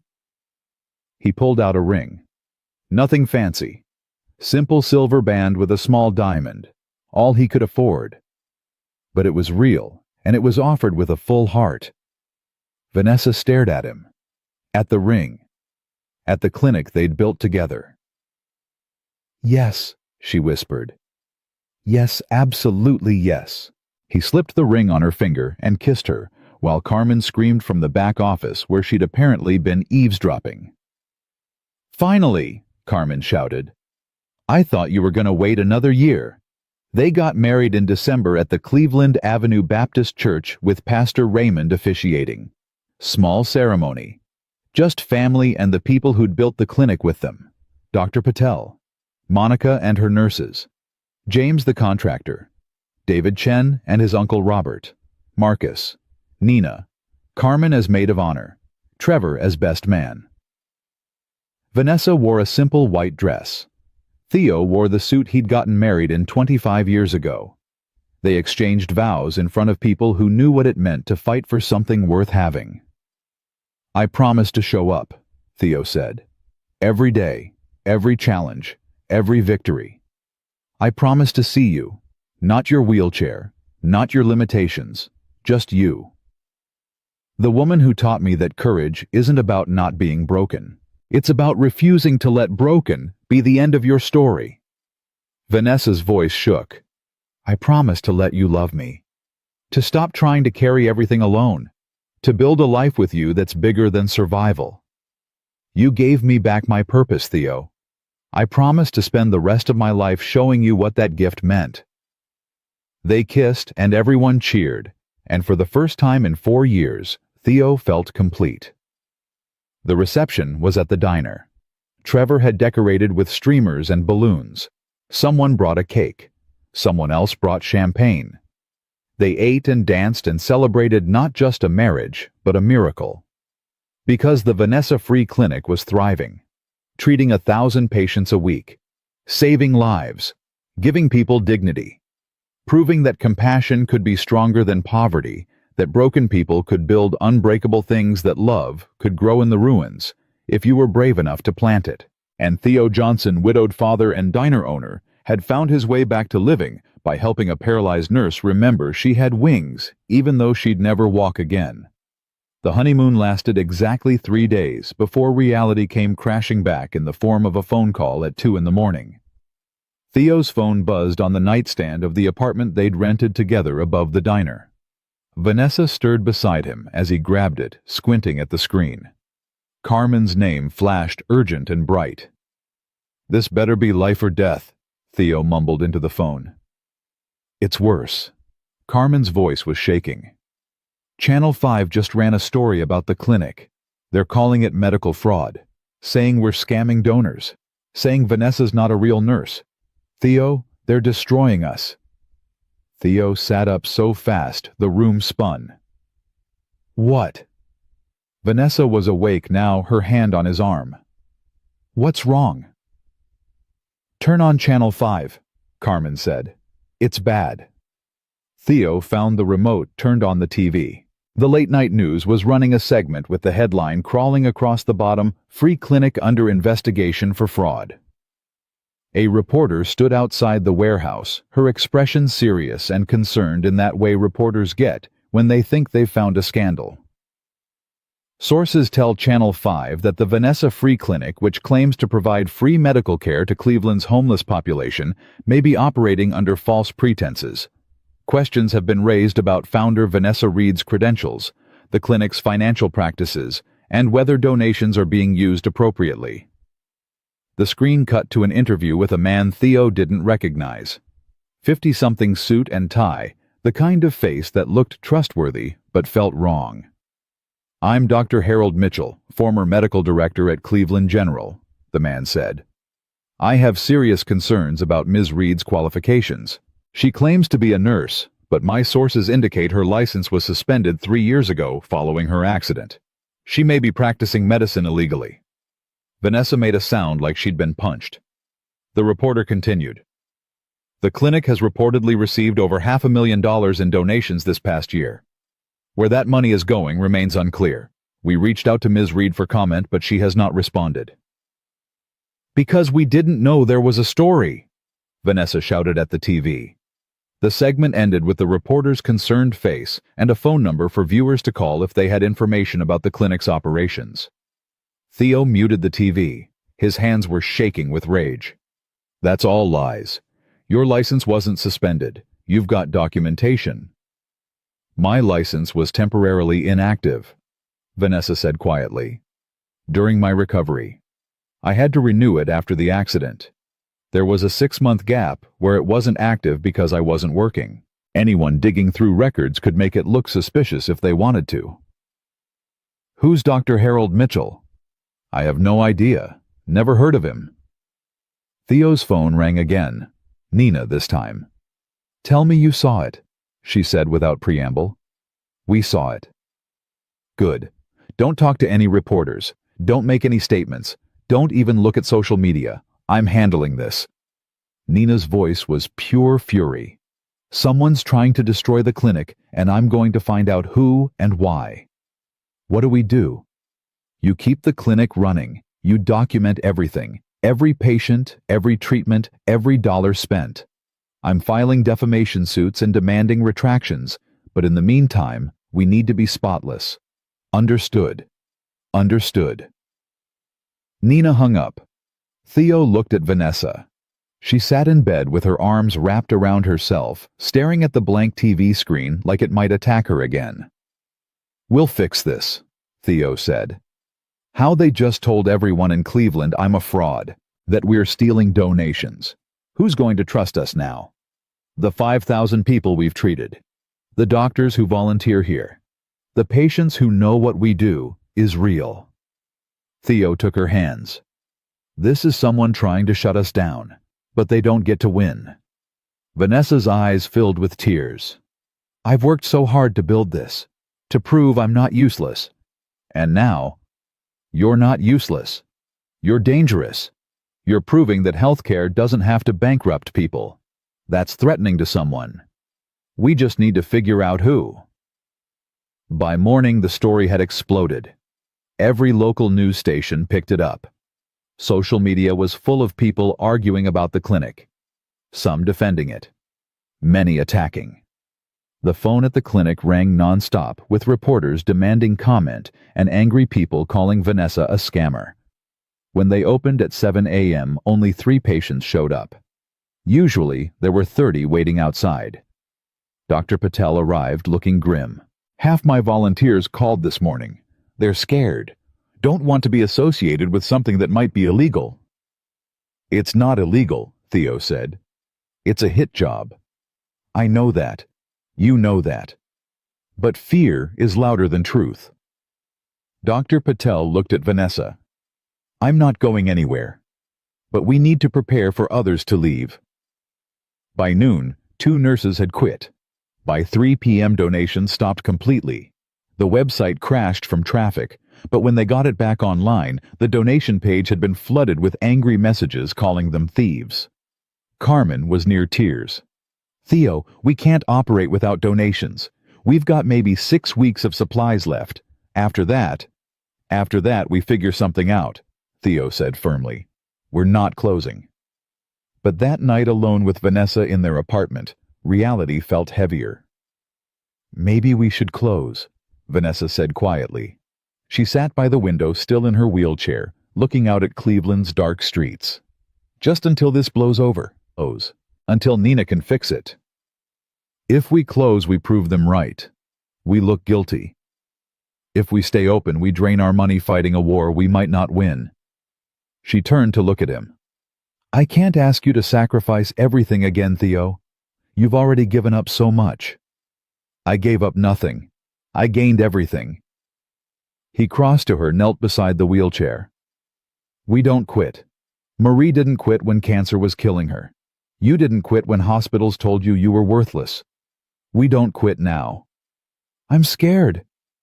Me too. But scared people can still be brave people. The next morning, Nina called with news. Found him. Dr. Harold Mitchell. Turns out he was fired from Cleveland General 2 years ago for insurance fraud. He was ordering unnecessary tests and procedures to inflate billing. Lost his medical license. Now he works as a healthcare consultant. What's he got against us? That's where it gets interesting. He's consulting for Medicorp, a private healthcare company that just opened 3 urgent care centers in Cleveland. They charge $200 just to walk in the door. Your free clinic is hurting their business. Theo felt rage burn through his chest. So they hired a disgraced doctor to destroy us. Can't prove it yet, but I'm working on it. In the meantime, I'm scheduling a press conference for tomorrow. We're going on offense. The press conference was set for noon at the clinic. Nina coached Vanessa on what to say. Theo stood beside her, Trevor on her other side, all of them presenting a united front. 20 reporters showed up. More than Theo expected. Cameras and microphones and hostile questions waiting to be asked. Nina stood at the podium first. Thank you for coming. Ms. Reed will make a brief statement and take questions. But first, let me be clear about something. Every allegation made against the Vanessa Free Clinic is false. Ms. Reed's nursing license is valid and current. The clinic's finances are transparent and available for audit. And the only crime being committed here is that someone is trying to destroy a clinic that dares to provide health care to people who can't afford it. She stepped aside. Vanessa wheeled forward. For a moment, she just sat there looking at the cameras. Theo could see her hands shaking, could see the fear in her eyes. But when she spoke, her voice was steady. My name is Vanessa Reed. 3 years ago, a truck driver fell asleep and crushed my spine. I became paralyzed. Every hospital in Cleveland told me I was too broken to hire. So I started treating homeless people in an abandoned warehouse because watching them die was worse than breaking rules. She paused. This clinic has treated over 5,000 patients in the past year. People with diabetes who can't afford insulin. Children with infections their parents can't afford to treat. Veterans the VA system failed. We don't charge them because healthcare shouldn't be a luxury only rich people can afford. A reporter raised her hand. Ms. Reed, can you address the allegations about your license? My license was temporarily inactive during my recovery. I renewed it before opening the clinic. It's valid. It's current. Anyone who says otherwise is lying. What about the donations? Where is that money going? Nina stepped forward with a folder. Complete financial records, every dollar accounted for, medical supplies, staff salaries, building maintenance. We're a registered nonprofit. Everything is documented and legal." Another reporter jumped in. "But Dr. Mitchell says—" "Dr. Mitchell lost his medical license for insurance fraud." Nina interrupted. "He's currently consulting for Medicorp, which operates for-profit urgent care centers in competition with the free clinic. He has a financial incentive to destroy Ms. Reed's reputation. That's not journalism. That's character assassination paid for by a corporation that sees compassion as a threat to profit." That landed. Theo saw several reporters start typing furiously. A different reporter spoke up. "Ms. Reed, if the allegations are false, why do you think someone targeted you?" Vanessa's jaw tightened. "Because we're proving that healthcare doesn't have to bankrupt people. Because we're showing that a paralyzed woman in a wheelchair can save more lives than a corporation with millions of dollars. Because we're dangerous to people who profit from suffering." She leaned forward. "They want to shut us down because we won't play by rules designed to keep poor people poor and sick people sick. Well, I'm not shutting down. This clinic stays open. And if anyone wants to audit us, investigate us, or drag us through the mud, bring it on. We've got nothing to hide." The room erupted with questions. Nina ended the conference before it got chaotic. That night, the story shifted. 3 news stations ran corrections. Social media exploded with people defending the clinic. The website donations page crashed again, but this time from people trying to give money, not hate. By the next morning, they'd received $40,000 in donations. By the end of the week, $150,000. People sent checks with notes. "Don't let them win. Keep fighting. My sister was treated at your clinic. You saved her life." Dr. Patel called. "My volunteers are coming back, and I've got 5 more doctors who want to help." Pastor Raymond showed up with a check from the church for $20,000. "Cleveland Avenue Baptist stands with you," he said simply. David Chen called. "Medicorp tried to pressure university hospitals to cut ties with you. Our CEO told them to go to hell. You've got our full support." But the attacks didn't stop. Medicorp launched ads claiming free clinics provided substandard care. Dr. Mitchell went on talk radio calling Vanessa a danger to public health. Online trolls flooded the clinic's social media with threats and harassment. Carmen started screening calls because half of them were people saying vile things about Vanessa. Theo wanted to hunt down every person making threats, but Nina told him to document everything and let law enforcement handle it. "They want you to react," Nina said. "They want you to look unstable. Don't give them ammunition." So Theo channeled his rage into work. Longer hours at the clinic. More patients. Better documentation. Proving through action that the clinic was everything they claimed and more. But the stress was crushing Vanessa. Theo could see it. She stopped sleeping. Stopped eating enough. Worked herself into exhaustion every day like she was trying to outrun accusations that followed her everywhere. One night in February, Theo found her in the clinic after everyone else had gone home. She sat in her wheelchair in the empty waiting room staring at nothing. Van. He used the nickname only he was allowed. "You okay?" "I'm tired, Theo." Her voice was hollow. "Tired of fighting. Tired of defending myself. Tired of being everyone's target. Come home. Get some sleep." Sleep doesn't help. I close my eyes and see that reporter calling me a fraud. I hear Dr. Mitchell saying I'm dangerous. I read comments from people who've never met me saying I should be in jail. She looked at him with eyes that held too much pain. Maybe they're right. Maybe I am dangerous. Maybe trying to help people when the system says I shouldn't is just arrogance. That's not arrogance. That's courage. Feels like stupidity right now. Theo pulled up a chair and sat in front of her. "Listen to me. You've treated 6,000 people in 14 months. 6,000 people who had nowhere else to go. You gave them care and dignity and hope. That's not stupidity. That's heroism. And yes, it made you a target because you're threatening people who profit from misery. But that doesn't make you wrong. It makes you dangerous in the best possible way. I just want to help people, Theo. Why does that have to be a war? Because the world's broken. Because systems protect themselves even when they're hurting people. Because changing things means fighting things. He took her hands. But you don't fight alone. You've got me. You've got Trevor. You've got Nina and Dr. Patel and Carmen and hundreds of volunteers and 6,000 patients who know what you really are. That's an army van. And armies don't surrender. Vanessa's eyes filled with tears. What if we lose? We won't. But what if we do? Then we lose fighting for something that matters. And that's better than winning by giving up. She pulled him into a hug and cried against his shoulder while he held her and wondered how much more she could take before she broke completely. The answer came 2 weeks later. Theo was at the diner early one Thursday morning when his phone rang. Carmen. Her voice was screaming panic. Theo, get to the clinic right now. The police are here. They've got a warrant. They're seizing everything.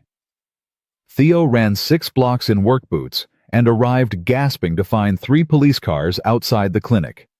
Officers were carrying boxes out of the building. Medical records, computers, supplies. Vanessa sat outside in her wheelchair, Nina beside her, both of them watching their clinic being dismantled. What's happening? Theo demanded. Nina's face was stone. Anonymous tip that we're operating without proper licensing. The warrant says they're investigating medical fraud and need to seize evidence. That's insane. We've got every license, every permit. I know, this is harassment. But the warrant's legitimate. We have to let them take it. Theo watched officers carry out computers that held patient records, medications that people needed to survive, equipment they'd spent months buying with donated money. An officer approached them. Sergeant Williams, the same cop who'd almost arrested Vanessa a year ago. He looked sick about this. Ms. Reed, I'm sorry. Orders came from downtown. We've got to take everything listed in the warrant. How long until we get it back? Vanessa's voice was barely audible. Could be weeks. Could be months. Depends on the investigation. People will die waiting for weeks, she said flatly. I know. I'm sorry. He walked away. They sat there watching the clinic being emptied until there was nothing left but exam tables and empty shelves. When the police finally left, Vanessa wheeled herself inside. Theo and Nina followed. The clinic looked gutted, hollow, dead. Vanessa sat in the middle of the waiting room, and for the first time since Theo had known her, she looked defeated. They win, she said quietly. We can't operate without computers. Without records, without medications. They win. No, Theo said. They don't. Theo? No. He pulled out his phone, started making calls. Marcus, I need every medical supply you can spare delivered to the clinic today. I'll pay whatever it costs. Next call. Dr. Patel, they seized our computers. Can your volunteers bring laptops?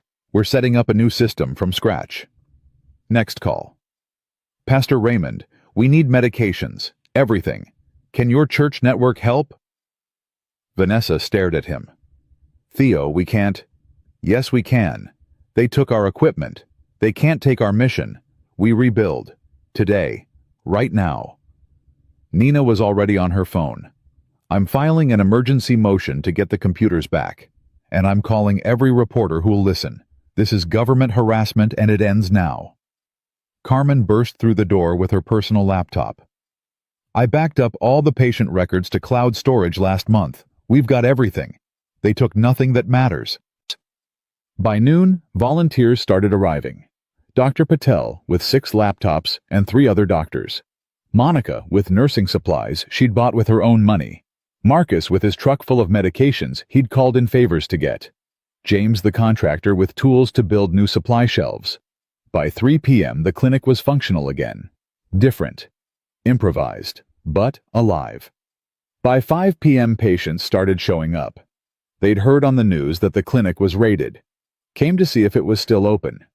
Found Vanessa treating people with borrowed equipment and borrowed supplies, and the same stubborn refusal to quit that had started all of this. Mr. Patterson came in with his nephew, David Chen. "Heard you needed help," David said. He handed Theo an envelope.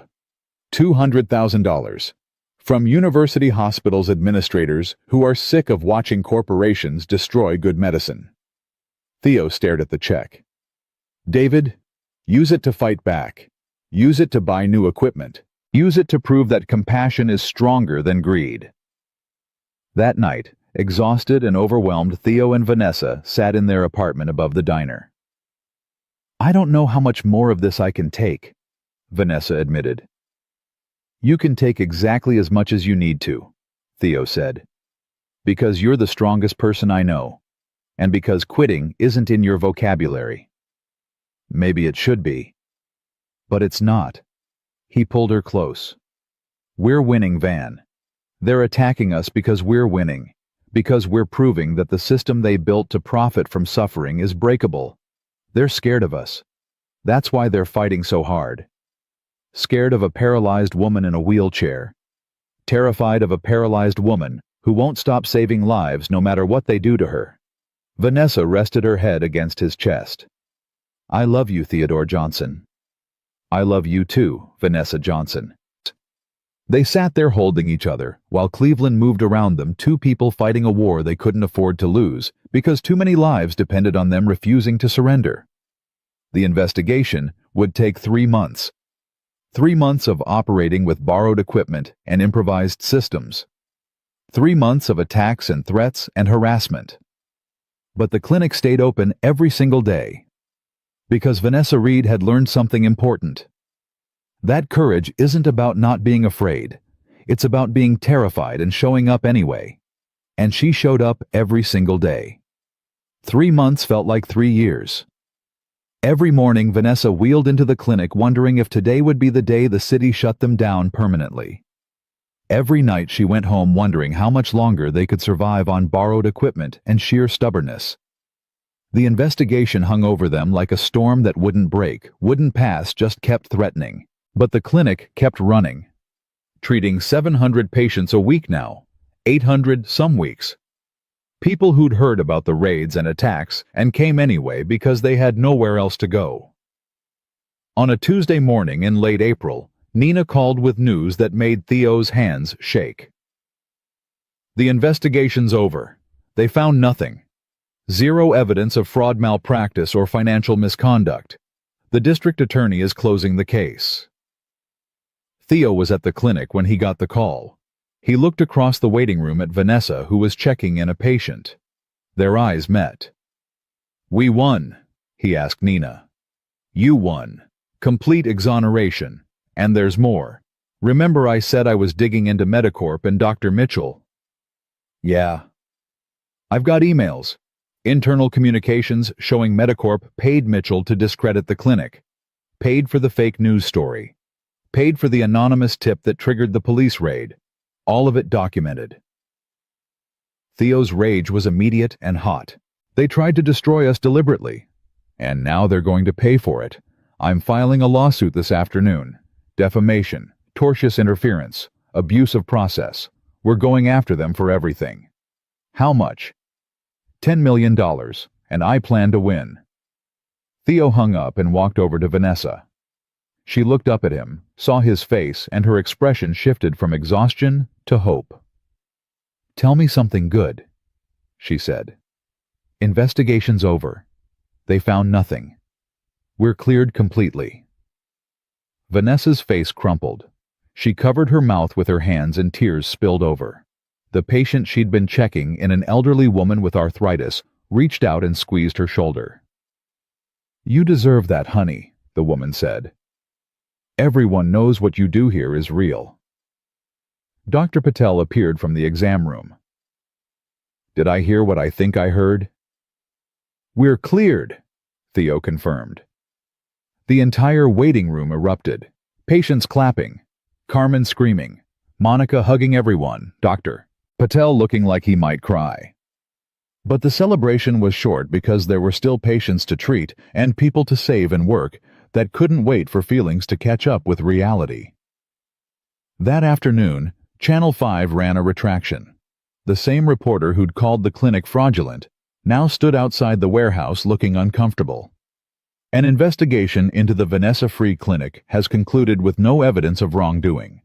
All allegations against founder Vanessa Reed have been proven false. The clinic will continue operating with a full exoneration from the district attorney's office. It was the bare minimum. No apology, no acknowledgement of the damage they'd done. Just facts delivered with the emotional weight of a grocery list. But it was enough. By evening, donations started flooding in again. By the next morning, they'd received $200,000. By the end of the week, $500,000. People were waiting, Carmen said, looking at the donation reports. They believed in us. They just needed proof it was safe to help. Nina's lawsuit against Medicorp moved fast. The evidence was too damning to fight. Internal emails showing executives planning the attack on the clinic. Payment records to Dr. Mitchell. Communication with the reporter who'd run the false story. 6 weeks after filing, Medicorp's lawyers called requesting a settlement meeting. Nina brought Theo and Vanessa to the mediation. They sat across a conference table from 3 corporate lawyers who looked like they'd rather be anywhere else, and 2 Medicorp executives who couldn't make eye contact. Our clients are prepared to offer $3 million to settle all claims, the lead lawyer said. Your clients tried to destroy a free clinic that serves homeless people because it threatened their profit margins, Nina replied coldly. $3 million is an insult. It's a generous offer. It's a joke. We're going to trial. And when we do, every email, every payment, every deliberate lie will become public record. Your clients will be famous for attacking a paralyzed nurse trying to help poor people. Good luck with that PR disaster. The lawyers conferred quietly. One of the executives leaned forward. What do you want? Nina slid a document across the table. $8 million. Public apology from Medicorp's CEO acknowledging the false allegations. Commitment to donate $1 million annually to free clinics across Ohio. And Dr. Mitchell's consulting contract terminated immediately. That's non-negotiable. You've got 48 hours to accept. After that, we see you in court. Nina stood. Theo and Vanessa followed her out. In the elevator, Vanessa started laughing. Not happy laughter. The kind that comes when tension finally breaks and you don't know whether to scream or cry, so you laugh instead. Did that really just happen? She asked. That really just happened, Nina confirmed. Are they going to accept? They don't have a choice. The evidence is too damaging. They'll accept. They did. 46 hours later, Medicorp's lawyers called with acceptance. $8 million. Public apology. Annual donations to free clinics. Dr. Mitchell fired and agreeing never to work in healthcare consulting again as part of the settlement. The money arrived in the clinic's account 2 weeks later. $8 million. More money than Theo had seen in his entire life. More money than the clinic needed for years of operation. They held a meeting with their core team. Dr. Patel, Monica, Carmen, Pastor Raymond, James, David Chen, and a dozen volunteers who'd been there from the beginning. We've got $8 million, Vanessa said. We need to decide how to use it wisely. Expand, Dr. Patel said immediately.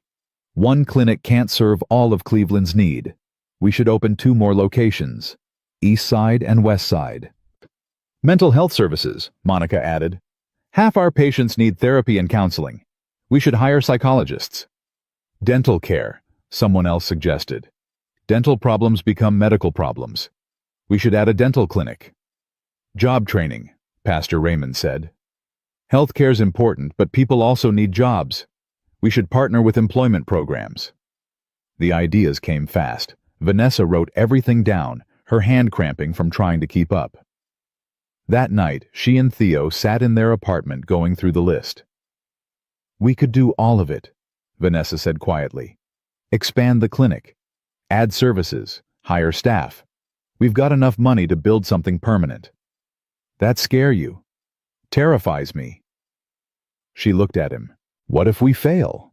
What if we can't manage something this big? What if I'm not capable of running a real organization instead of a desperate operation held together with duct tape and prayer? You've been running a real organization for 18 months, Theo said. You just didn't have enough money to make it easy. Now you do. I don't have a business degree. I don't have management experience. I'm a nurse in a wheelchair who got lucky. You're a nurse in a wheelchair who saved 6,000 lives through pure will and refusal to quit. That's not luck. That's genius. He took her hands. Marie used to say that God doesn't call the qualified. He qualifies the called. You're called to this van. The rest we'll figure out together. She leaned her forehead against his. I'm glad you're crazy enough to believe in me. I'm glad you're stubborn enough to prove me right. They spent the next month planning. Nina helped them set up a proper board of directors. Dr. Patel coordinated medical staff for expansion. James started scouting locations for additional clinics. Carmen hired 3 office staff to manage the growing administrative work. By July, they'd purchased 2 buildings.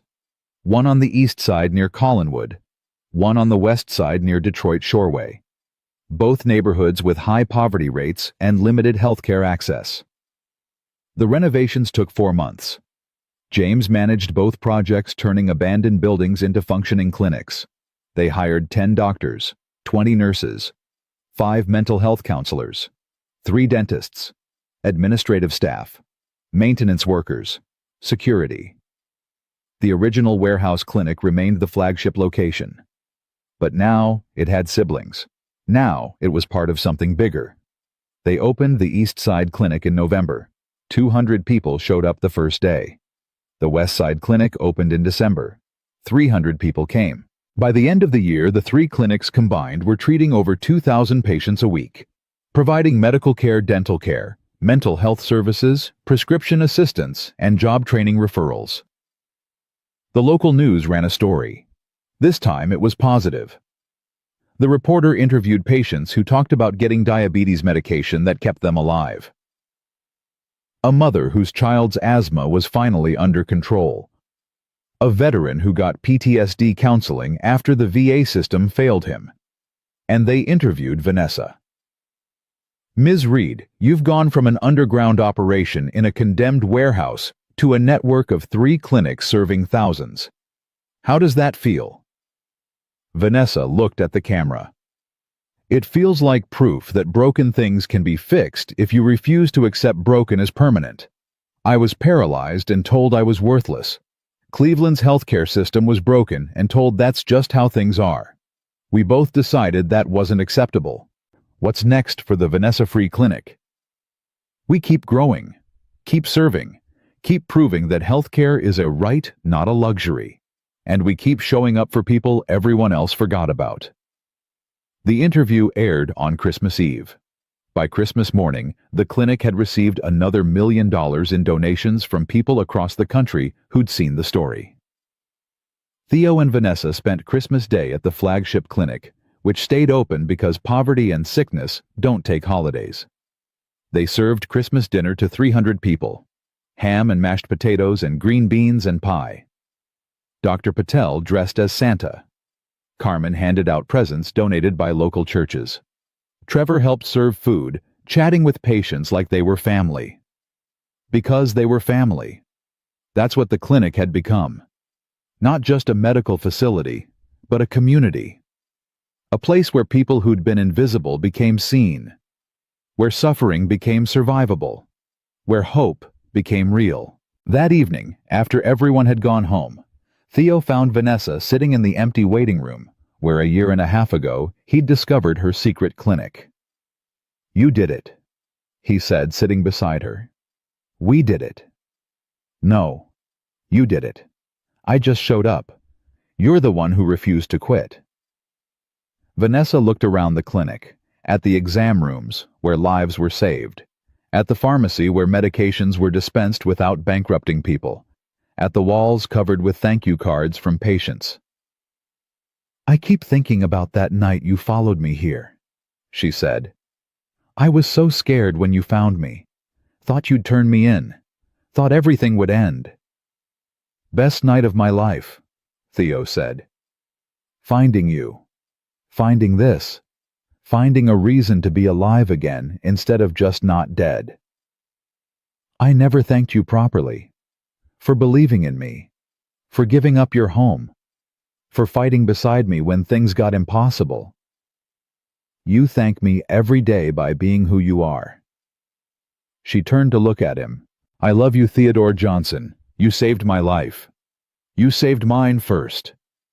They sat there in the quiet clinic holding hands, while outside Cleveland moved through its Christmas night. Somewhere a baby was being born.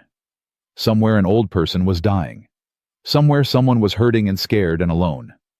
But inside the Vanessa Free Clinic, 3 locations now serving thousands, proving that compassion could be stronger than greed, that broken people could build, unbreakable things that love could grow in ruins if you were brave enough to plant it.